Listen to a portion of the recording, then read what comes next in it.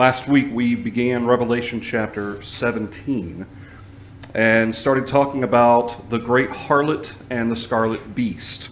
We noted that there's a lot of effort to try and kind of reinterpret the time frame and the application of chapter 17 from chapter 16.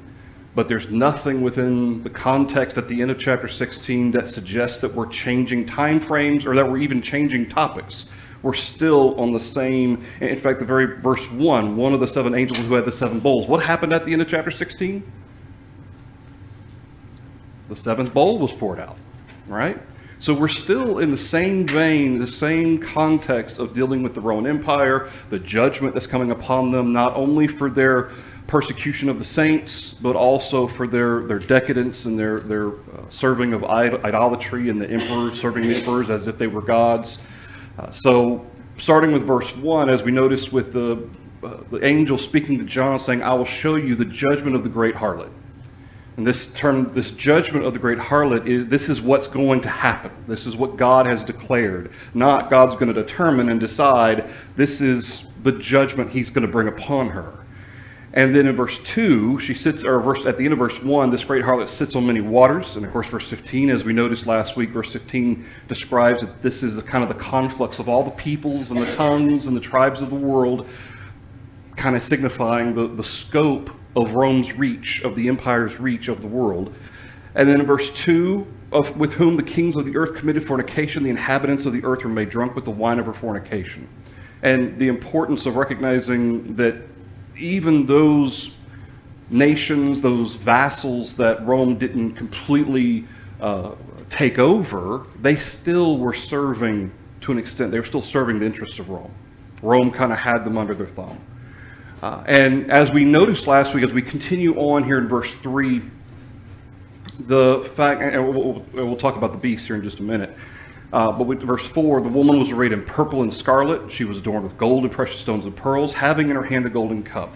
And the fact that she's being portrayed as if she's a queen, as if she's royalty, as if she's noble and highly honored, when the reality is that she's a harlot.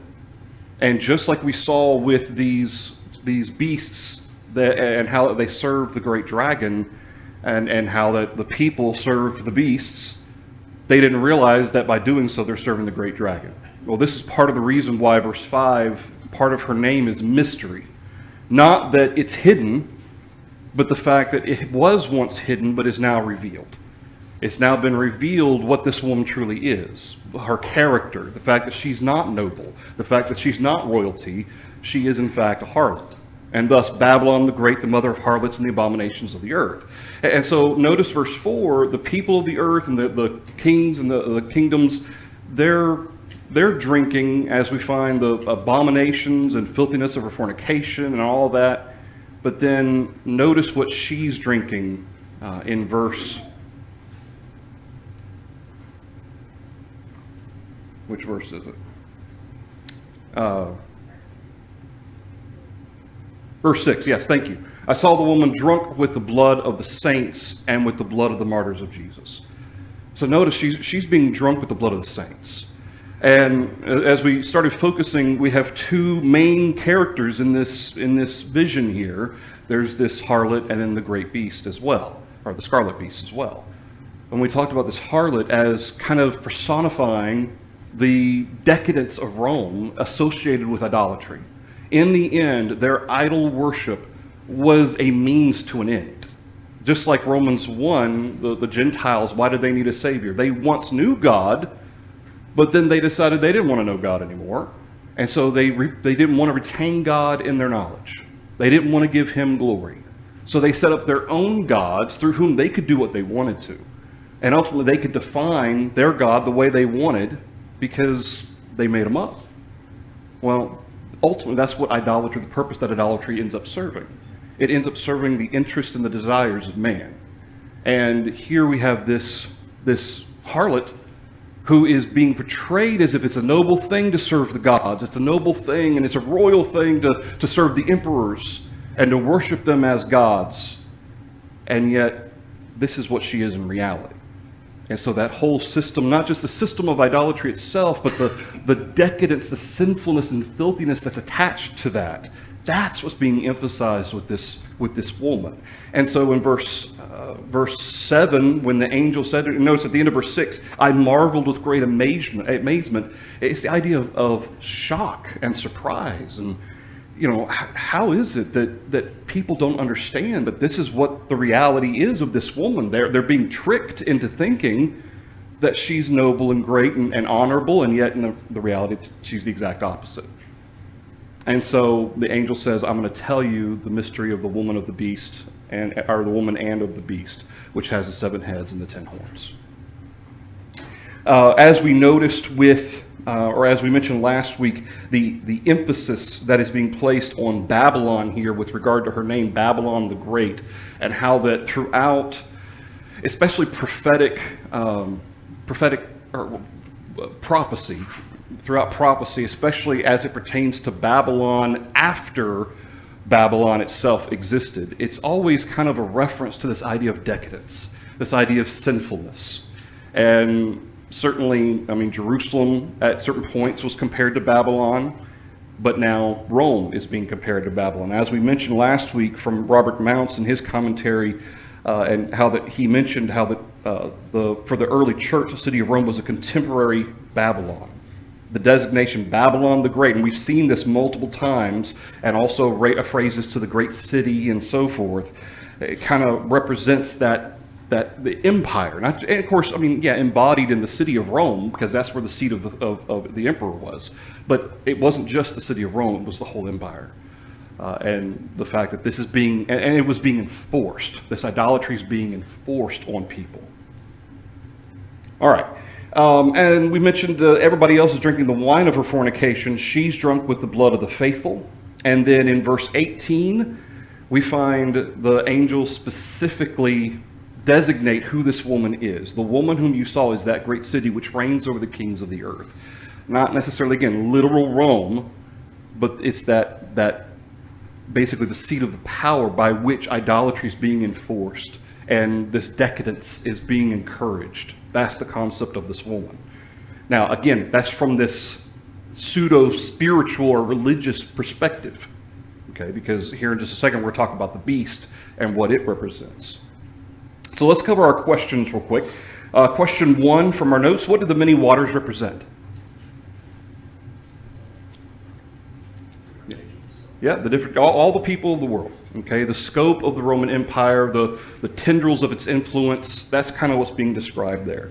Question 2, in what way had the woman caused people to commit both physical and spiritual fornication? Okay, idolatry is the spiritual aspect of the fornication that's committed.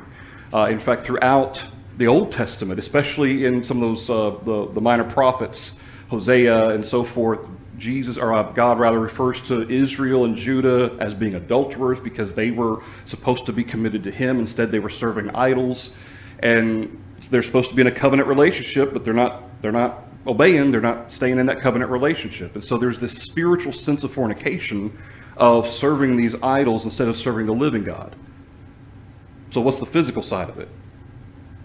The revelry and rituals they had involved in the idol worship. Absolutely. Kind of the whole concept of how they went about worshiping these gods, the means by which they communed with their gods involved not just fornication, but the revelry, the drunkenness, and all of the stuff that went into it, the decadence and kind of indulgence of sin. All of that is kind of identified or personified, I guess you could say, in this concept of the fact that she is a harlot. And so that's both a physical and a spiritual component.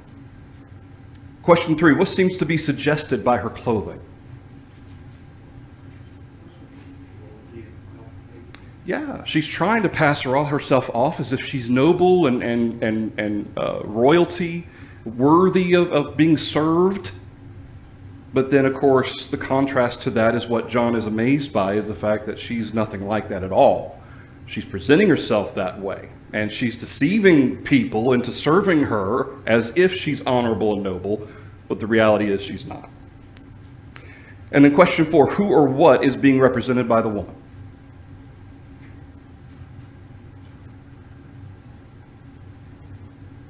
Basically, that filthiness, the decadence of idol worship. Ultimately, it's that desire. Ultimately, it's that the source of the purpose for idolatry in the first place.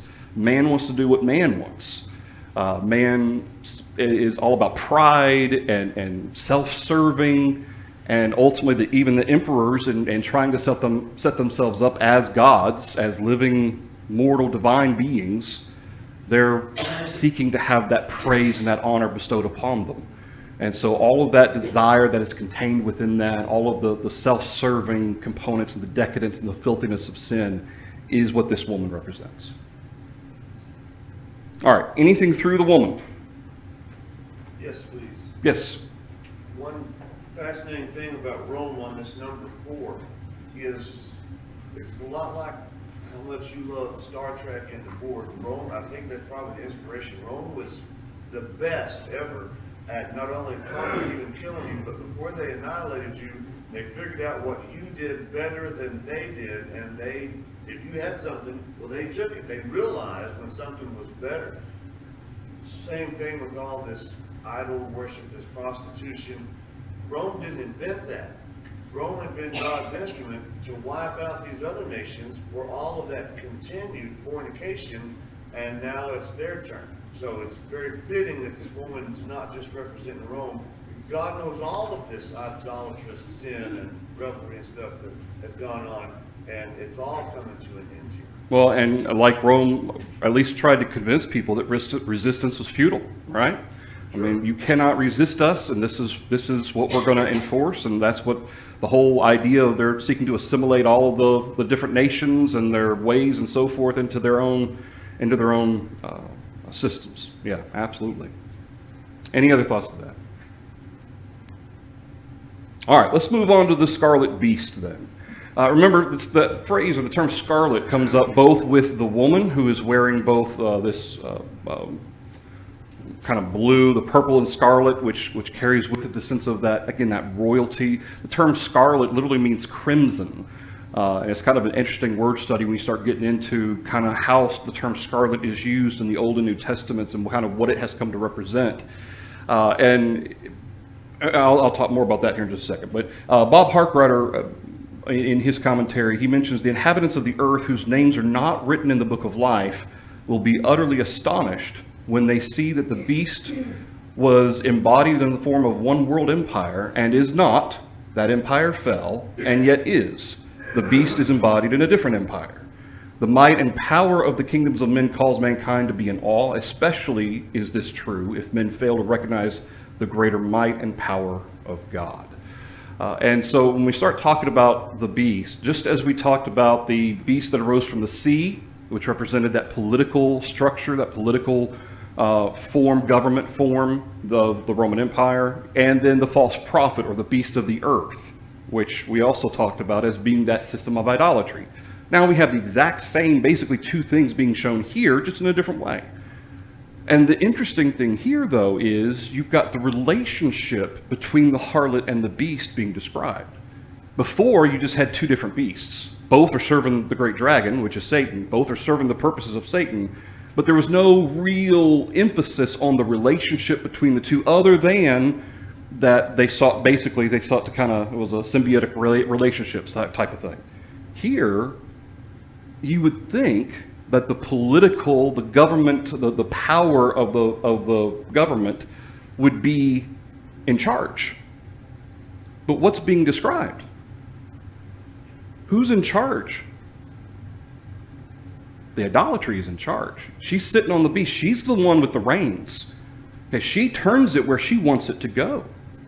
So in the end, the political structure, the government structure served the purpose of idolatry, not the other way around. And that's exactly the way Satan wants it, right? I mean, ultimately, if you've got, especially in this case, a world empire whose entire purpose is in serving decadence and pleasure and sinfulness and all that, its goal is to that end, therefore its politics is going to be to that end as well. Its system of government is going to be to that end. And so this is part of what this is what this beast is representing. It's that political structure of the empire. And so when we see here in verse 3, I saw a woman sitting on a scarlet beast, which was full of names of blasphemy, having 7 heads and 10 horns.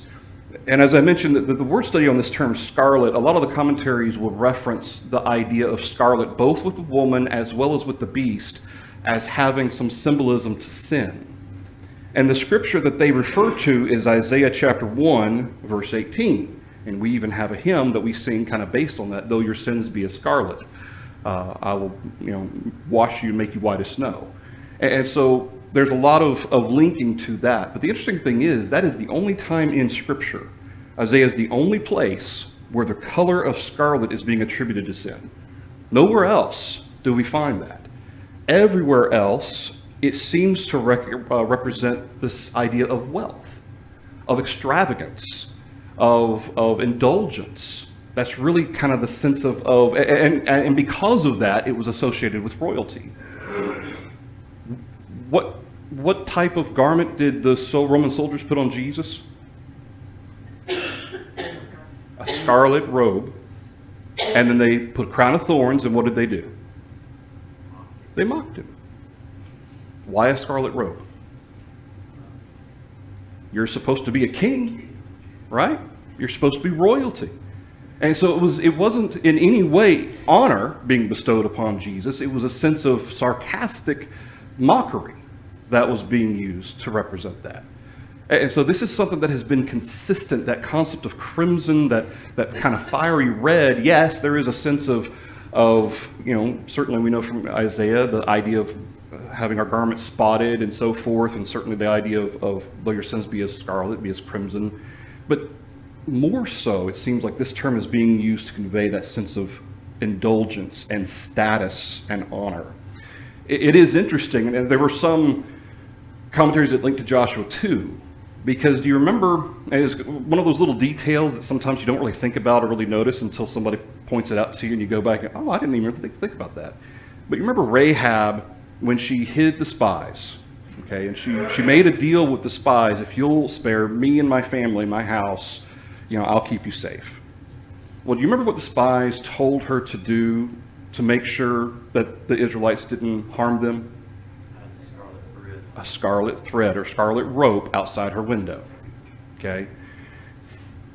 And again, so the attempt there was to try to connect it to the concept of sin and harlotry, but I don't necessarily think that's the case. Red is going to stand out. Okay, that's something that's going to stand out. It's going to be noticeable by Israel. If there's any connection at all to that, to her being a harlot or whatnot, it might only be in the sense that she was able to afford it, but not necessarily that was symbolic of sin or something like that. I don't believe that's the case in Joshua 2. But if the harlot represents the paganistic and immoral character of idol and emperor worship of the empire, then the beast represents that political structure, the political power, and certainly the military might, I guess you could say as well, enforcing the worship of false gods, supporting the system of paganism and idolatry, and as well as emperor worship. And so when we see this concept of verse 3, this beast was full of the names of blasphemy, having 7 heads and 10 horns. There's a really interesting chart in Bob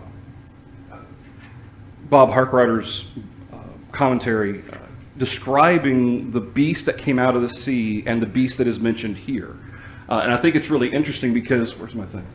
And he actually, I don't know if it was an accident or what, but he missed one. But in chapter 13, this beast came out of the sea. Here in chapter 17, verse 8, we'll see it's out of the abyss. In verse 1, 7 heads, 10 horns of chapter 13. Here, same thing, 7 heads, 10 horns. Verse 7, this beast of the sea warred with the saints. Here in verse 14, this beast makes war with the Lamb. In verse 3, this one head was wounded to the death, but it was healed. Verse 8 of this chapter, it was, is not, yet it is, and the world marvels. And that goes back to this. All the world marveled, and the earth shall wonder. But then also add to that in verse 1 of chapter 13, the beast out of the sea, its heads were full of the names of blasphemy. And then here in verse 3 of chapter 17, or on its heads were the name, or it was a blasphemous name, and here in verse 3 is full of names of blasphemy. So obvious, a very clear connection, a very clear parallel between that beast of the sea, which we already identified as being that structural component of the empire, that governmental, political component of the empire, and the beast here. It's the exact same. And so that's why we see starting in verse, and of course, when we start talking about the names of blasphemy, and whether we're talking about, some commentaries suggest, well, this would be the names of the emperors who considered themselves divine mortals and sought to be worshipped. Yeah, sure, that would be, I guess, sure, yeah. But what else would also be names of blasphemy that the Roman Empire sought to enforce? The gods of Rome, right? Zeus, Hades and Jupiter and all the Greek and Roman, the pantheon of gods, any of these false gods and their names associated with the Roman Empire that they sought to enforce worship, enforce servitude, that would be a part of that. Okay, but it goes to that political and enforcement governmental component to it, that they're seeking to enforce that. And thus, it was full of the names of blasphemy. Yes, certainly the emperors who sought to be worshipped as gods would certainly be part of that too. But I don't think it's just limited to that, because you've got all these others as well that could be part of that as well. So, having 7 heads and 10 horns, a lot of commentaries have tried to connect this to specific leaders or specific events. Ultimately, numbers in Revelation end up being what? Symbolic, representative. Okay, 7 means complete, and 10 tends to represent a fullness of power. Okay, so the idea of having 7 heads, and of course the head tends to represent authority. So you've got kind of complete authority over what? Over all the earth. Okay, that's the empire. It has complete authority over all the earth. And then the 10 horns shows kind of this fullness of power to enforce its authority over all the earth. And there's no reason to try to get into specific representations of 7 emperors. And in fact, we're going to talk here in just a minute about an 8th head and so forth, and we'll talk about that. And so they try to connect it to specific people or specific events. And it doesn't line up because it's not meant to be literal numbers. It's representative, just like we've seen it all through Revelation. Thoughts or comments through that? All right, so moving on to verse 7. He says, I'll tell you the mystery of the woman and of the beast that carries her, which has the 7 heads and the 10 horns. The beast that you saw was and is not, and will ascend out of the bottomless pit and go to perdition. Those who dwell on the earth will marvel, whose names are not written in the book of life from the foundation of the world, when they see the beast that was and is not and yet is. And this is a really unique, this is the only time this particular concept or this phrase is used, even though we have similar components back in chapter 13, as we mentioned, about the heads. One was wounded and then it was healed, and the earth marveled.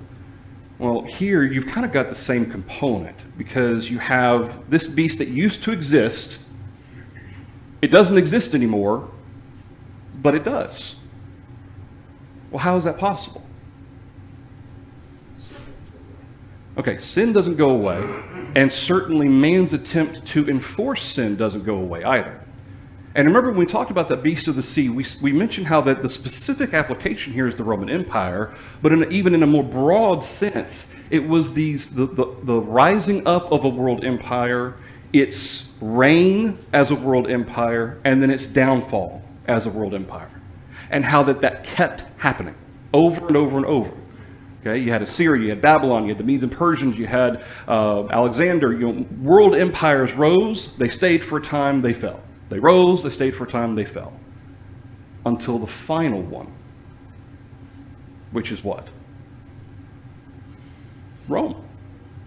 Never since and never again will there be a world empire, especially one that is enforcing idolatry like Rome did. That's why this is all building up to Rome. And that's why all of this prophecy speaks directly to Rome. Not to say that there won't be powerful nations that'll come along in the future, but none of those nations will be world empires, not like Rome was. And so as a result, when we see this It's ascending out of the bottomless pit. It's the same term that we find back in chapter 9 regarding the locusts that came up out of the abyss. It's the same term. But keep in mind the concept of that abyss, that spiritual realm, ultimately is from Satan. It's not that government itself is from Satan. What does Paul say in Romans 13? What does he refer to? An instrument of God. Yeah, it's meant to be a help. It's actually instituted by God as a means for civilization to be able to govern itself. This is not something that is evil, that is from Satan in and of itself.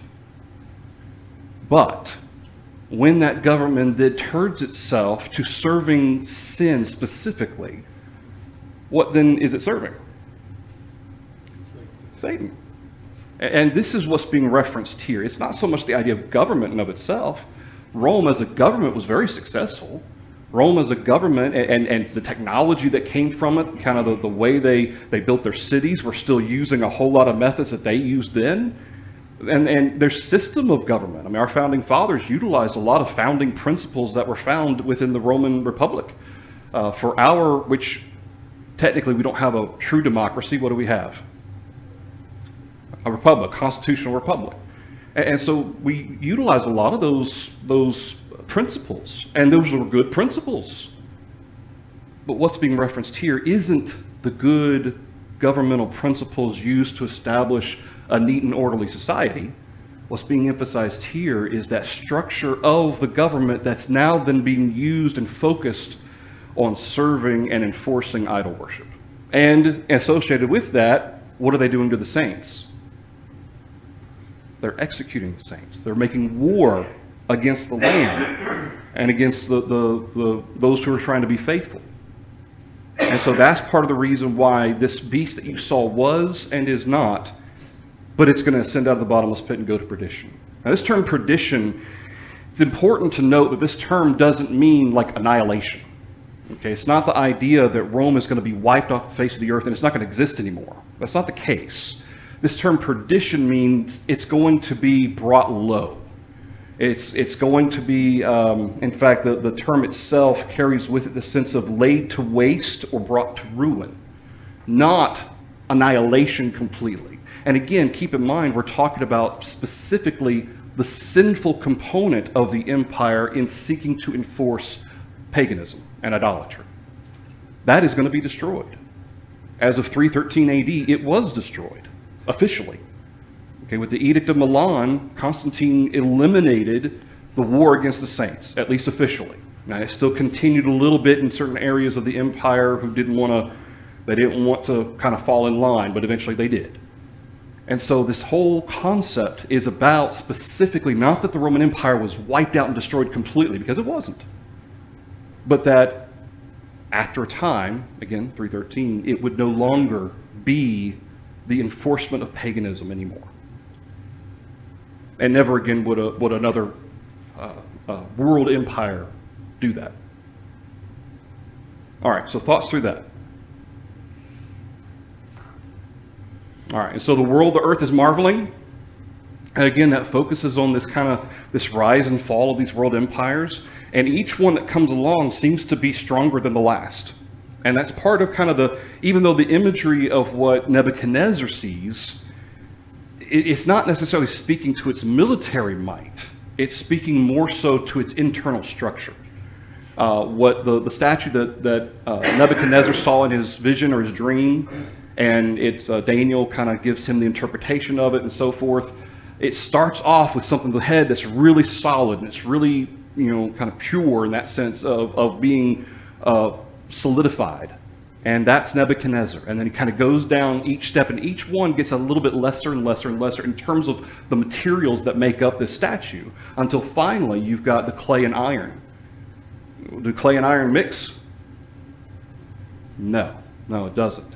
And that doesn't speak to the fact that Rome was weak. It wasn't weak from a military or world perspective. It wasn't. In fact, it's the exact opposite. The irony is it was the strongest of all the world empires. But from an internal structure perspective, it was very weak. And some of the very things that they did, that, as Gilbert mentioned, to assimilate different nations and peoples and technologies, they did that, but they made major mistakes with it too. Because in doing that, they then brought in a lot of the values of those different nations, those different peoples, and it started this internal strife as well. It was corruption. And so therefore they didn't assimilate into Rome. Rome assimilated from them all of this stuff.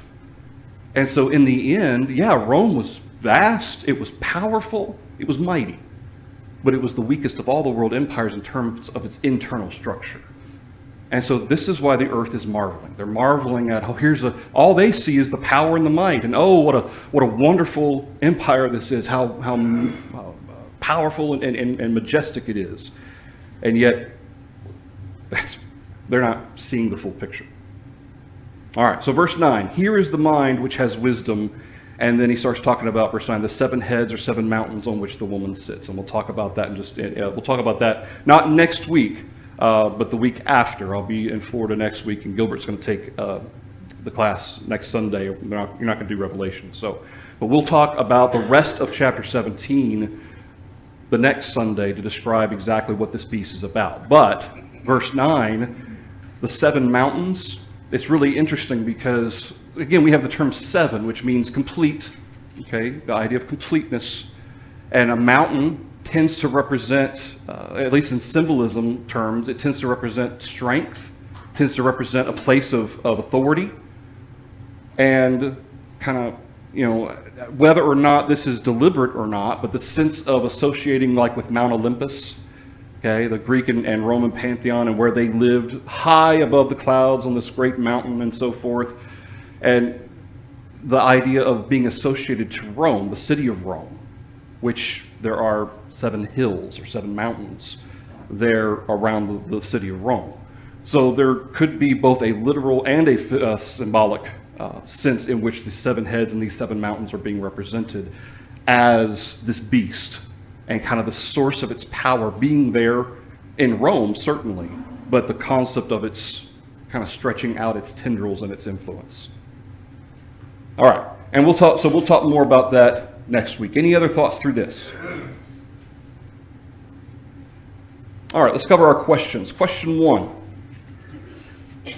How was the harlot sitting on many waters, verse 1, but then in verse 3, she's sitting on the beast? Some commentary suggests that this is a discrepancy. It doesn't make sense. Yeah, you've got the woman who's sitting on the beast, and they're both sitting on the waters. It's not that difficult. And I kind of giggled every time I would read, a different version of some variation of saying this is kind of a contradiction, and we don't really know how to harmonize this. And I'm just like, why? It doesn't make any sense to me, because the woman and the beast are linked together. I mean, what's being described here is a relationship where the woman is in charge of the beast, and she's turning it, and she's sitting on top of it, and they're both over the peoples of the world. Okay, they're influencing all the peoples of the world. That's both the political structure of Rome as well as the paganistic enforcement of the Roman Empire as well. Question 2, what seems to be the significance of the color of the beast? Yeah. I mean, when you think about the Roman Empire, we think about, maybe some of us may think of scenes from Ben-Hur or some other movies kind of showing the emperors and kind of the association of it, specifically of that government aspect of it, and kind of the wealth and the power that they wielded. That seems to be the significance. Not so much that it's associated to sin, although certainly it was, just like the woman. But I don't think that's what the term scarlet's being used for. I think it's being used to signify that wealth and majesty, the honor and status. Scarlet was a color of status among these people. In fact, later on, I think I mentioned in the notes somewhere, Revelation 18, the term scarlet's going to come up again. Revelation chapter 18, verses 12 and 16. And in both of those verses, the context of scarlet there is in direct association with wealth and power and esteem. And so it suggests to me that with both the woman and the beast here, it seems to be doing the same thing. But this is honor and status and royalty. Why do the beast and the harlot share this color? Because ultimately, who are they serving? Serving Satan. It's all about the idolatry. The one is propped up, okay, the beast is propping up the woman. Okay, he is supporting her, but the woman is turning the beast wherever she wants it to go. Okay, they are kind of self-reliant on each other. And as a result, they're still promoting themselves as being regal and noble and honorable and royal and wealthy. And the reality is that they're none of those things. Well, wealthy in the physical sense maybe, but they're none of those royal or regal and royal things. When you're on the same team, you wear the same jersey. That's right. Yeah. Yeah, when you're on the same team, you wear the same jersey. That certainly applies. Absolutely. Question 3. What is the meaning of the beast being full of names of blasphemy? Names of the emperors, names of the false gods of Rome, Zeus and Hera and all those. And it's interesting that when you talk about being full of names of blasphemy, we think of, and as we mentioned in chapter 16, the concept of men blaspheming the name of Jehovah. And when we think of blaspheming, we think of it in Old Testament terms associated with Israel in the sense of taking God's name in vain or cursing God or blaming Jehovah for something. But there's a lot of other ways in which you can blaspheme Jehovah without even necessarily referring to Jehovah. And just like we talked about with chapter 16, the sense in which perhaps these individuals who they're going through these plagues, and after these plagues they blaspheme the name of God, and they refuse to turn, they refuse to repent, they refuse to realize their state. Well, it seems like that's all the more that they're worshiping their false gods. They're begging for deliverance from their false gods. They're putting their trust in these false gods. That's as much blasphemy as taking God's name in vain or cursing God. It's the same difference. It's still blasphemy. Blasphemy ultimately is taking honor from one and putting it somewhere else. Okay, you're taking honor away from God. That's the idea of blasphemy. Whether you're taking his name in vain, you're taking honor away from God, from his name. Okay, you're cursing God, you're taking your honor and praise away from Jehovah. Well, in serving idolatry, you're taking that honor and you're putting it on something that isn't real. And that's the same idea. And so the being full of the names of blasphemy, all of these names of these false gods and these emperors would be part of that. Question 4. How many heads and horns did the beast have? 7 heads, 10 horns. How many heads and horns did a beast of the sea have in chapter 13? 7 heads, 10 horns. What do these two numbers symbolize throughout Revelation? 7 represents completeness. 10 represents kind of fullness of power. Okay, in broad ways. A lot of times 7 and 10 are used kind of together a lot of times in Revelation because in a lot of ways fullness of power is a sense of completeness as well. But you've got this completeness, you've got this fullness of power, and that remains consistent throughout Revelation. Question 5. How could the beast have been, but is not, yet it is?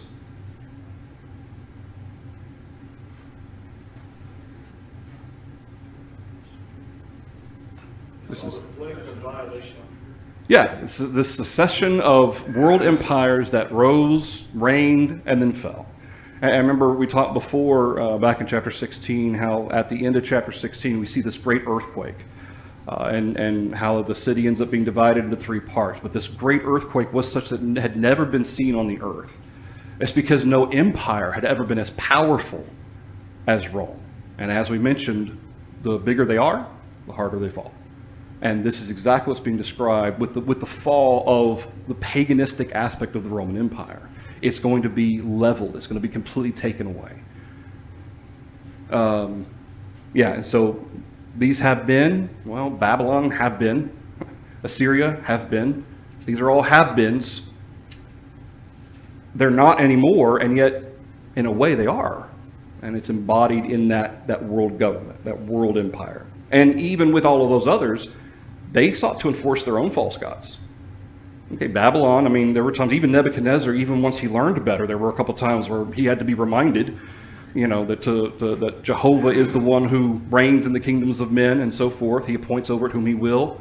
And so, even Nebuchadnezzar, even with Daniel's influence, had to be reminded that Jehovah is the one that is in charge. But these world empires, they all served their false gods, and they sought to enforce those false gods. And Rome was no different in that sense. Question 6, from where does this beast come, and where does it go?